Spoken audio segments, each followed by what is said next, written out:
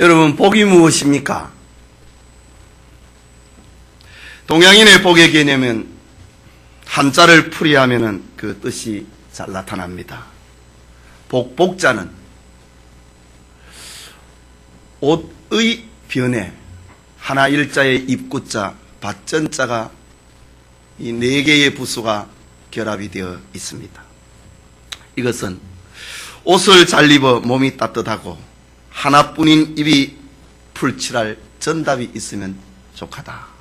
그게 동양인의 생각을 하는, 동양의 고대인들이 생각을 하는 복의 개념입니다. 입을 옷이 있고 하나밖에 없는 입에 풀칠할 수 있는 전답이 있으면 그게 행복이다. 동양인의 복의 개념입니다. 서양인의 복도 이와 비슷합니다. 하루의 행복은 이발소에 가는 것이고, 일주일의 행복은 결혼하는 것이고, 한 달의 행복은 말을 타는 것이고, 1년의 행복은 새 집을 짓고 사는 것이다. 그렇지 않습니까? 동양인의 복은 세상을 너무 비관적으로 보는 염세적인 복입니다. 그러나 서양인의 복은 연속성이 없는 그런 복의 개념입니다. 하루밖에 못 간다. 일주일밖에 못 간다. 한 달밖에 못 간다. 1년밖에 못 간다. 평생 가는 복은 서양인의 개념에서는 없습니다. 1935년에 미국에서 심리학을 전공을 했던 한 젊은이가 시대의 흐름과 여론을 수집을 하고 분석을 하는 연구소를 만들었습니다. 그가 바로 조지 갤럽인데, 미국 여론연구소가 그것입니다. 그래, 갤럽의 발표, 갤럽 연구소, 이런 말 우리 많이 듣지 않습니까? 이 연구소는 점점 세계적으로 기반을 넓혀갔습니다. 갤럽이 원숙한 나이가 이르렀을 때 사람들의 최대 관심사가 행복이라고 하는 것을 알고 여론조사를 하기 시작했습니다. 그리고 그 결과를 가지고 한 TV 방송국에서 대담합니다. 그 자리에서 갤럽은 여론조사의 결과를 발표를 하는데, 가장 행복한 사람은 생생한 종교적 체험을 가지고 사는 사람이고, 가장 불행한 사람은 알코올 중독자다. 그런 발표를 했습니다. 오늘 우리는 성경에서 염세적이거나 일시적인 세상의 것이 아닌 참되고 영원한 복을 말하는 생생한 신앙 체험을 가지고 기록을 하고 있는 영감의 시 한 편을 보게 됩니다. 이 시는 고라자손이 기록한 것이라고 표제에 붙어 있습니다. 고라자손은 레위인의 후손 가운데 한 가문을 말합니다. 저들은 하나님의 성전을 돌보면서 아침마다 성전의 문을 여는 일로 자신의 직무를 시작합니다. 그리고 저들은 큰 소리로 이스라엘 하나님 여호와를 찬양하는 찬양대의 역할을 하는 것이 저들의 직무 중에 하나였습니다. 오늘 84편은 거칠고 황량한 세상에서 하나님의 성전을 사모하는 고라자손의 애틋한 마음이 담겨져 있는 시입니다. 이 시간 우리는 5절에서 7절을 중심으로 복 있는 사람이라는 제목으로 하나님의 말씀 받기 원합니다. 과연 복 있는 사람이란 어떤 사람인가? 성경은 우리에게 말하기를 주께 힘을 얻는 사람이다 라고 말합니다. 주님으로부터 힘을 얻는 사람, 그 사람이 복 있는 사람이다. 고라자손은 우리에게 들려주고 있습니다. 우리의 지식과 경험대로 세상에는 여러 종류의 사람들이 살고 있습니다. 또 사람들은 힘의 근원을 자신의 판단 기준에 따라서 그것을 달리하고 삽니다. 어떤 이들은 재력에, 어떤 이들은 권력에, 어떤 이들은 건강한 육체에, 또 어떤 이들은 유력한 가문에, 어떤 이들은 자식에 힘을 삼고 살아갑니다. 사람들은 참으로 다양하게 자기 소견에 옳은 대로 힘의 출처를 여기고 사는 것입니다. 그리고 여기에 미치지 못할 때의 사람들은 가진 것을 가진 사람을 부러워합니다. 그러나 우리는 격변하는 현대사 속에서 권력과 부와 지식이 정권이 바뀔 때마다 얼마나 허무한가를 우리는 목격하고 있습니다. 어제의 권력이 오늘의 철장 신세가 되어버리고, 어제의 제사, 지혜로운 사람이 오늘의 그 지혜가 무력화되어버리고 말고, 어제의 아름다운 미묘가 오늘은 잊혀져가는 모습을 우리는 경험을 하고 사는 것입니다. 참으로 이 땅에 절대 권력은 없는 것 같습니다.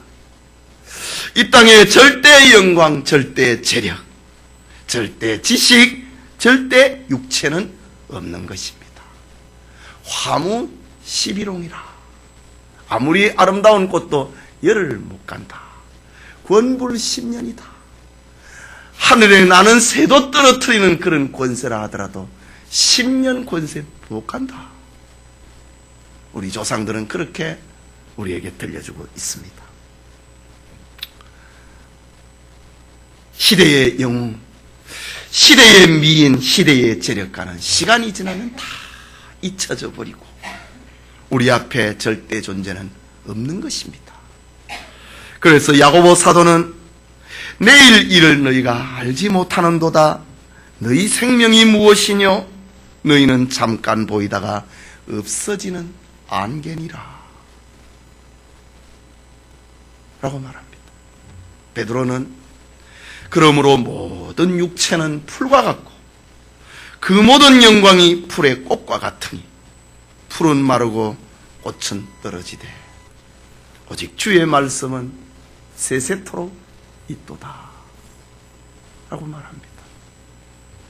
우리의 인생은 풀과 같습니다. 우리 교회가 7년 정도의 시간을 보내고 있는데 그동안 제가 가만히 생각해 보니까 장례식을 얼마나 많이 치른지 몰라요. 젊은 사람, 나이 든 사람, 병든 사람, 장수한 사람, 제법 장례를 많이 치렀어요. 풀의 꽃과 같다 이거죠. 영원한 젊음이 어디 있고, 영원한 권력이 어디 있고, 영원한 아름다움이 어디에 있습니까? 그러나 오늘 성경은 주의 말씀은 세세토록 있도다. 하나님의 말씀만 영원하다 이 말이에요. 이런 베드로의 고백처럼 영원한 하늘의 진리로 우리를 교훈하고 있습니다. 그것이 오늘 본문 5절 말씀에 주께 힘을 얻는 사람, 그 사람이 복 있는 사람이다. 여기 주께 라는 히브리 말은 바크 라는 말입니다. 인칭대명사와 전치사가 결합이 되어 있습니다. 기침을 하시네. 어디 에어컨 좀 조절을 해보시던가. 끄면은 더우니까 그냥 가 쪽으로 가시면은 좀 괜찮습니다. 기침하신 분 저 사이드로 가셔서 앉으시면 되겠어요. 끄면 더우니까. 주께라고 하는 히브리 말은 바크라고 하는 단어입니다. 여기에 깨라고 번역이 되어 있는 전치사는 배라고 하는 말인데 이 말은 우리에게 많은 의미를 던져주고 있는 말입니다. 배라고 하는 말은 첫째로 주 안에서 인이라고 하는 그런 뜻입니다. 주께 주 안에서. 이것은 그리스도 밖에 살던 사람이 자신의 모습은 죄인된 것임을 알고 죄악된 것인 줄 알고 그리스도 안에서 구원받아 새 사람이 되는 것을 말합니다. 예수 믿어서 구원받은 사람, 그 사람이 복 있는 사람이 되겠지. 또 배라고 하는 이 말은 주로 말미암아라는 그런 뜻도 있습니다. 바이라고 하는 그런 뜻이 있습니다. 이 말은 구원 얻은 사람이 자신의 삶의 동기와 목적을 주님으로 말미암아 시작되고 진행되는 것을 말합니다. 주님과 더불어 사는 삶입니다. 기도하는 삶입니다. 어떤 일을 할 때에 주의 도우심을 받기를 원하면서 사는 삶, 이것이 주께라는, 주님으로 말미암아라는 뜻입니다. 그리고 또 하나의 뜻은 with라고 하는, 함께라고 하는 뜻을 가지고 있습니다. 이 말은 임마누엘의 은총을 말합니다. 성령이 마음속에 내주함으로 주님과 함께 살아가는 사람. 고라자손이 우리와 다른 문화, 다른 시대를 살았지만, 그러나 그 당시에 수많은 종류의 사람들을 볼 때에 누가 복 있는 사람인가? 주께 힘을 얻는 사람이 복 있는 사람이다 라고 이렇게 말합니다. 다시 말해서 복 있는 사람이라고 하는 것은 주 안에서 자기를 발견하고 사죄의 은혜와 구원의 감격이 있는 사람, 내가 구원받았다고 하는 감격이 있는 사람, 주님으로 말미암아 삶의 내용과 목적이 새롭게 시작되고 있는 사람, 주님과 함께하는 임마누엘의 은총이 있는 사람, 주님으로부터 이런 힘을 얻는 사람이 복 있는 사람이다 라고 들려주고 있습니다. 그렇다면 주님께 얻는 힘은 어떤 힘이겠습니까? 주님으로부터 힘을 얻는다고 했는데 어떤 힘인가? 로마서 8장 37절에는 죄악을 이기는 힘이라고 했습니다.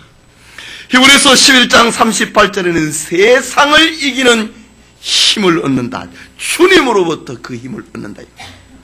요한일서 2장 13절에는 마귀를 이기는 힘이라고 했습니다. 고린도전서 15장 57절에는 죽음을 이기는 힘이라고 했습니다. 시편 121편 1절에는 하나님의 성전에 오르는 힘이라고 했습니다.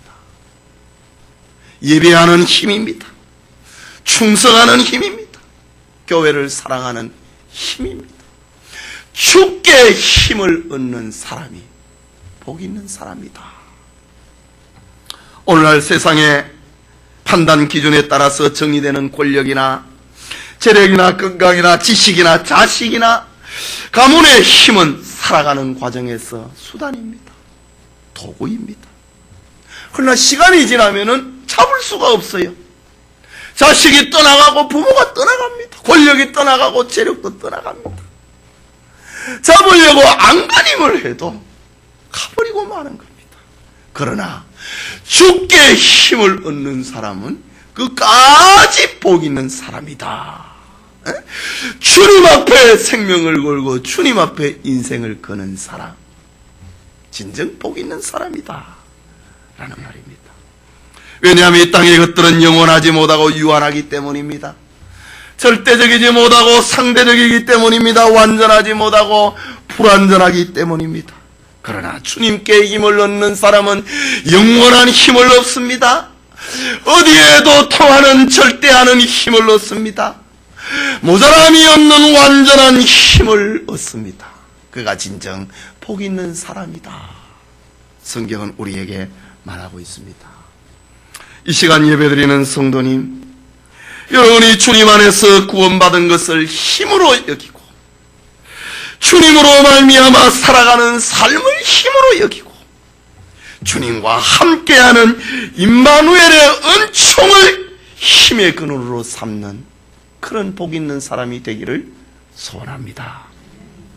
그게 둘째로 그 마음에 시온의 대로가 있는 사람이 복 있는 사람이다 라고 합니다. 여기 시온이라고 하는 말은 역사적으로 예루살렘 남쪽에, 예루살렘 바로 옆에 붙어있는 남쪽에 자리 잡고 있는 여부스 사람의 요새입니다. 그러나 다윗이 시온을 정복을 하고 난 다음에 예루살렘의 크기를 확장을 시킵니다. 예를 들어서 옛날에는 서울시가 조그만했지만은 점점 경기도 지역을 넓혀갖고 서울을 넓혀가는 것처럼 이 다윗 시대에 예루살렘을 확장을 했습니다. 그래서 그 시온은 확장된 예루살렘의 이름입니다. 그래서 예루살렘은 명실공히 정치와 사회와 경제와 문화와 종교의 중심지가 되었습니다. 그리고 다윗의 뒤를 이어서 솔로몬은 이곳 시온에다가 하나님의 성전을 세우게 됩니다. 이제 시온은 하나님의 영광이 임재하는 곳, 영광의 도성, 거룩한 성으로 불리어지게 됩니다. 뿐만 아니라 이 시온은 표론적으로 예수 그리스도의 십자가와 부활의 공로로 세워질 교회를 상징하는 겁니다. 즉 하나님의 영광과 구원의 기쁜 소식을 세계 만방에 선포할 교회는 오늘의 시온이라고 하는 말입니다. 다시 우리는 본문의 저자의 기록을 봅니다.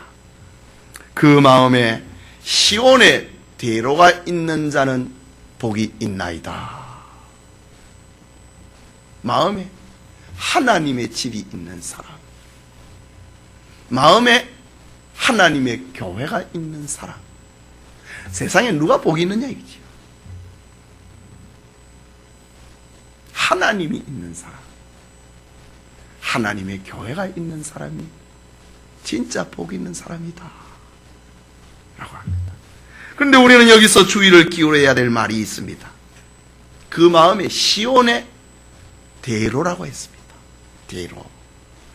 히브리 말로 대로라고 하는 말은 메실라라는 말인데 이 말은 아주 중요한 의미를 우리에게 전달해 주고 있습니다. 대로라고 하는 말은 몇 가지 의미를 가지고 있는데 첫째는 잘 다듬어진 길이라는 말입니다. 잘 다듬어진, 가꾸어 놓은 길이라는 말입니다. 지금 우리 옆에 경인로 도로가 잘 다듬어져 있잖아요. 그러나 시골에 가면 다듬어진 길이 없잖아요. 그러나 이 대로, 잘 다듬어진 길이 대로입니다. 이 길은 자연적으로 생긴 길이 아닙니다. 우연히 생긴 길도 아닙니다. 그 길은 수많은 노력으로 만들어진 길입니다. 수많은 신앙의 선배들이 닦아놓은 길입니다. 그렇다면 신앙의 조상들이 다듬어 놓은 길, 그 길이 무엇이겠습니까?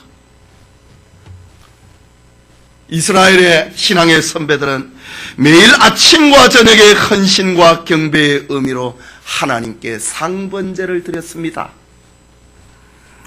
매주 안식일을 맞이하면 그들은 안식일을 거룩히 지키면서 창조와 구원의 하나님을 기억했습니다. 매월 첫날에는 저들은 한 달 동안 하나님께 대한 헌신과 속죄의 제사를 지냈습니다. 매년 저들은 유월절과 맥추절과 초막절을 지키면서 하나님의 은혜를 기억하고 감사했습니다. 잘 다듬어진 길입니다. 매 7년마다 저들은 안식년을 지켰습니다. 이때에 그들은 하나님께 속한 것을 하나님께 돌린다고 하는 의미에서 논밭에 경작을 하지 아니합니다. 그것은 가난한 사람들과 과부들의 양식으로 가져가게 했습니다. 그리고 가난한 사람들의 부채를 탕감해 주기도 했습니다. 이것이 잘 다듬어진 길입니다. 이런 다듬어진 길을 가지 아니할 때에 이스라엘은 망했습니다. 조상들이 걸어갔던 잘 다듬어진 길을 가지 아니했을 때에 유다는 바벨론에 망하고 말았습니다. 매 50년마다 저들은 희년을 지켰습니다. 그때에 그들은 자유와 해방의 해로 삼았습니다. 희년에는 노예를 해방을 하고 팔렸던 땅이나 매입한 땅은 모두 원주인에게로 돌려주었습니다. 이거는 저절로 생긴 길이 아닙니다. 잘 다듬어진 길입니다. 하나님께서 자기 백성에게 주신 길입니다. 그리고 신앙의 선진들이 믿음으로 이 길을 잘 다듬어 놓았다는 말입니다.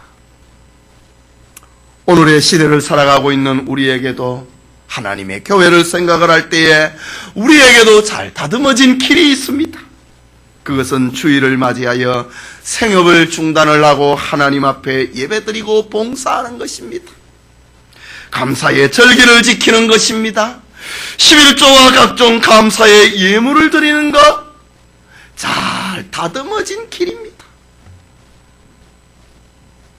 봉사하고 헌신하고 이웃을 섬기는 것, 다듬어진 길입니다. 다듬어진 길을 가는 사람, 복 있는 사람이다. 또 대로라고 하는 이 말은, 메실라라고 하는 말은 정해놓은 길, 대로, 정해놓은 길이라는 뜻도 가지고 있습니다. 하나님은 인생들이 자기 소견에 옳은 대로 사는 것을 원하지 않습니다. 사사시대가 그랬지요. 자기 소견에 옳은 대로 다 자기 마음대로 살았습니다. 그래서 어두움의 시대였습니다. 하나님은 인생들이 하나님께서 정하여 놓은 길을 가기를 원하십니다. 즉 하나님은 우리로 하여금 인본주의로 살기를 원치 아니하시고 신본주의로 하나님이 정해놓은 길로 걸어가기를 원하신다, 이 말입니다. 레위기 10장 1절과 2절에 보면 이런 말이 있습니다. 아론의 아들 나답과 아비후가 각기 향로를 가져다가 여호와께서 명하시지 않은 다른 불을 담아 여호와 앞에 분향하였더니 불이 여호와 앞에서 나와 그들을 삼키매 그들이 여호와 앞에서 죽은지라 라고 했습니다. 그 성소 안에는 번제단이 있고 그 안쪽에는 성소가 있고 지성소가 있습니다. 그 성소에 분향단이 있습니다. 분향단, 향을 매일같이 틔우는 향이 있습니다. 거기에 불씨가 있어야 되잖아요. 그 불씨는 어디에서 가져와야 되는가? 앞에 있는 번제단에서 불씨를 가져다가 향로에 불을 붙여야 됩니다. 그 불은 거룩한 불이라고 했습니다.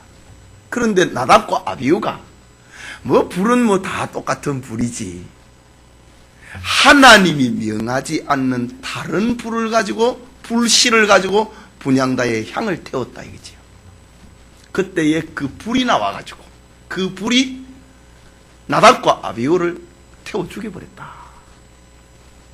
하나님이 정하여 놓지 않는 다른 제사, 다른 방법으로 하나님 앞에 오는 것을 하나님이 원하지 않는다 이거지. 요한복음 14장 6절에는 예수께서 가라사대 내가 곧 길이요 진리요 생명이니 나로 말미암지 않고는 아버지께로 올 자가 없느니라. 이게 하나님이 정해놓은 길이란 말입니다. 그리스도를 통해서 하나님 앞에 가는, 그리스도를 통해서 하나님이 정하여 놓은 믿음의 길 외에는 진리가 없다는 말입니다. 생명이 없다는 말입니다.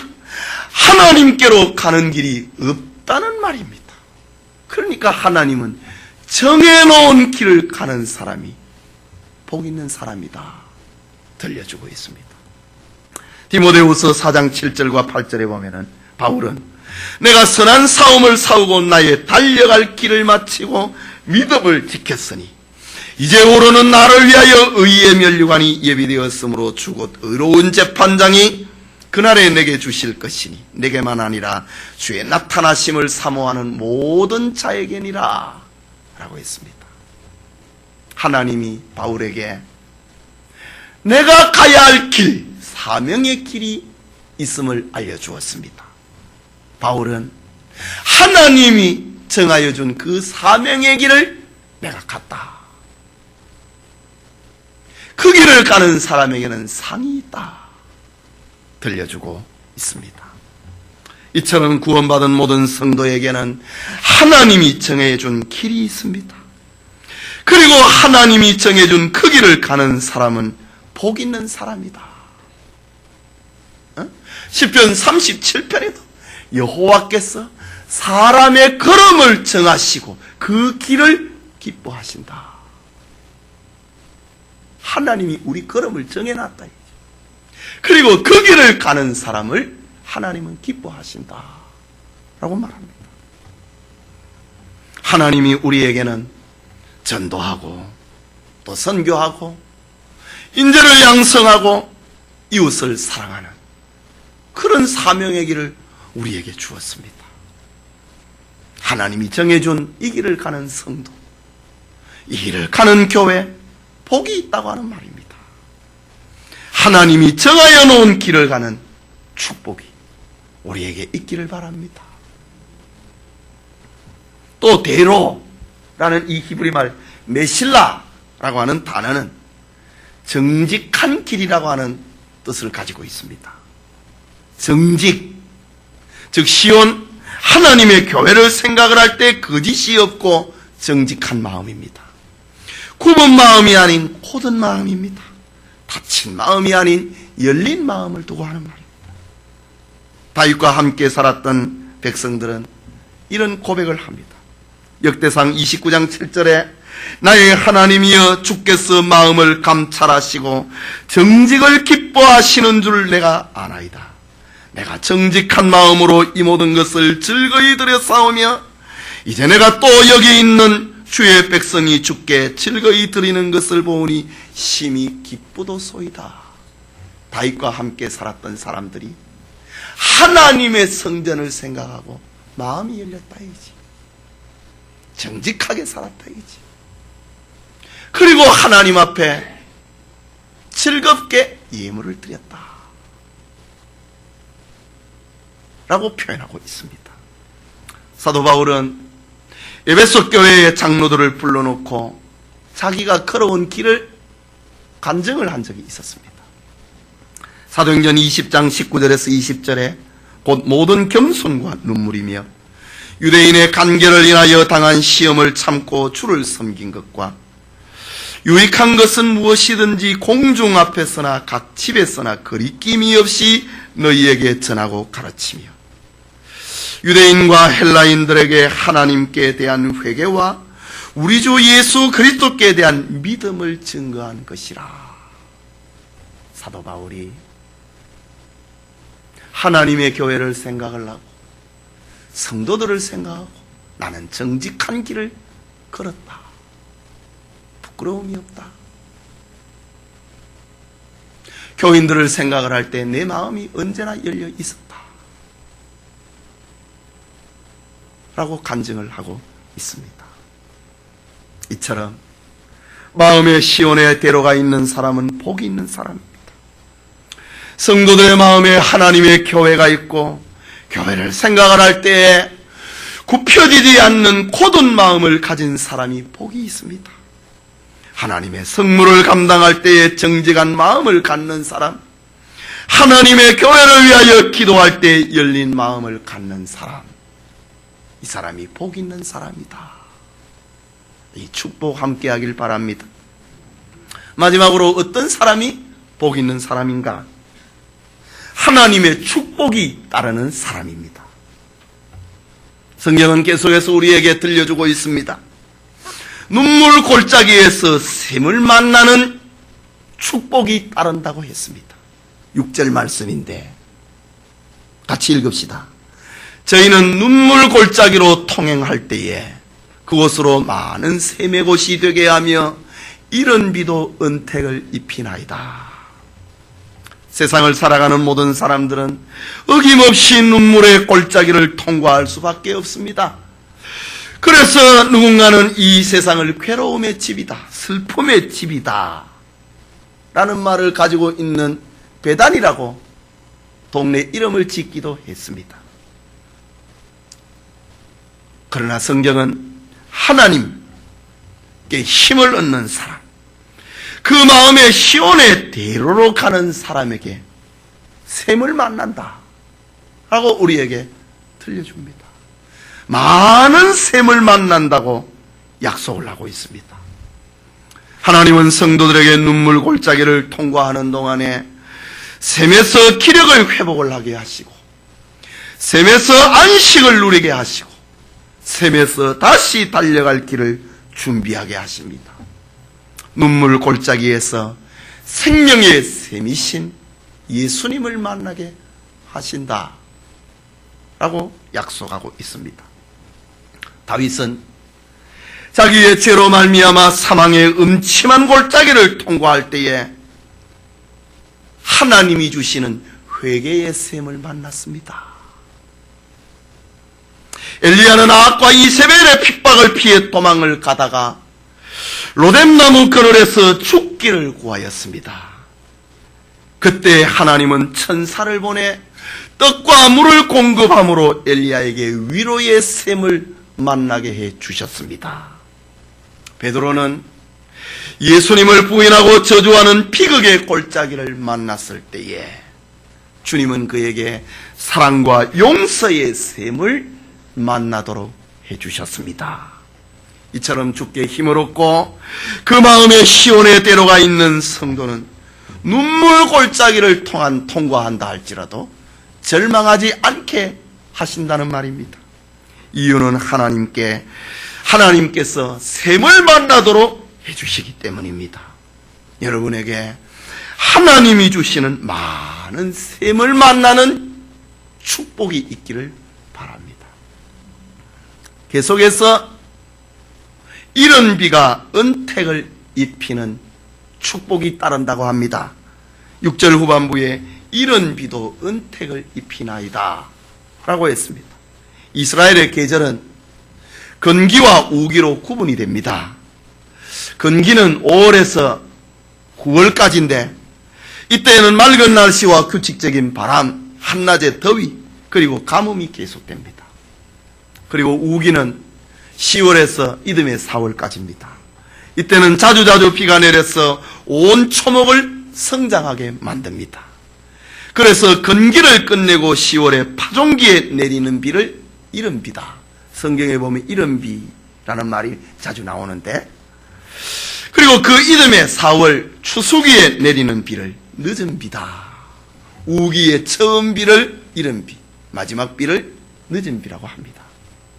그런데 오늘 본문에는 이른 비가 은택을 입힌다 라고 합니다. 이른 비의 은택은 땅을 갈기 좋도록 만드는 비입니다. 땅을 부드럽게 하는 비입니다. 씨앗을 파종하게 만들어주는 비입니다. 다가올 추수기를 소망하게 만드는 비입니다. 그렇다면 이른 비라고 하는 것은 모든 가뭄을 끝을 내고 축복의 서곡을 알리는 비라 해야 할 것입니다. 주께 힘을 얻고 그 마음에 시온의 대로가 있는 사람은 하나님의 축복이 기다리고 있다라는 말입니다. 마침내 긴 가뭄이 끝나고 눈물의 골짜기를 덮어버리고 많은 이른 비가 찾아오고 있다라는 말입니다. 다가오는 축복이 지난날의 눈물의 골짜기를 시원하게 만들어버릴 것이라는 말입니다. 여러분의 인생의 가뭄에도 그것을 끝내고 축복을 실어오는 이른 비의 은총이 있기를 바랍니다. 계속해서 하나님을 만나는 축복이라고 합니다. 7절입니다. 같이 읽읍시다. 저희는 힘을 얻고 더 얻어 나아가 시온에서 하나님 앞에 각기 나타나리이다. 많은 눈물 골짜기에서 많은 샘을 만났다. 이른 비가 은택을 입혔다. 힘을 얻고 더 얻는 장면입니다. 그리고 시온에서 하나님 앞에 각기 나타나리이다 라고 한 말입니다. 이것은 하나님께서 저들의 예배를 받으신다. 저들의 찬송을 받으신다. 저들의 감사를 받으신다. 시온에서 하나님 앞에 나타난다. 그 말입니다. 저들의 눈물의 기도를, 저들의 호소를, 저들의 탄원의 기도를 하나님이 응답하신다는 말입니다. 또한 시온은 종말론적으로 새 예루살렘인 영원한 도성 천국을 상징합니다. 그렇다면 주님께 힘을 얻고 그 마음에 시온의 대로가 있는 사람은 결국 천국에서 주님을 만나는 축복을 경험하게 된다는 말입니다. 아니, 주님을 만나지 못하는 자가 아무도 없다 하는 말입니다. 주님 앞에 힘을 얻는 사람,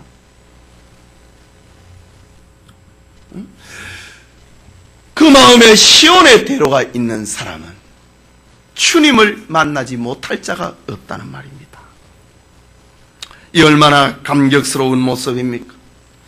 얼마나 흥분되는 광경입니까? 이 얼마나 기다려지는 순간입니까?